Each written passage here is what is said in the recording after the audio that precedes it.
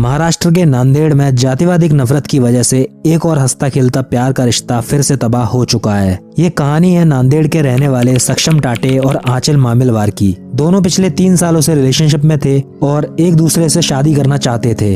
एक दिन दोनों ने फैसला किया कि अपने अपने घरों में बात रखकर इस रिश्ते को आगे बढ़ाया जाए। सक्षम के घर वालों को इस रिश्ते से कोई आपत्ति नहीं थी, पर सक्षम की कास्ट अलग थी और वो एससी कैटेगरी से बिलोंग करता था। इसलिए आंचल के परिवार ने इस शादी को सख्त इनकार कर दिया और इस रिश्ते के खिलाफ खड़े हो गए। उसके बाद आंचल के भाई साहिल और हिमेश ने कई बार सक्षम को फोन करके धमकियां दी और आंचल से दूर रहने का अल्टीमेटम दिया।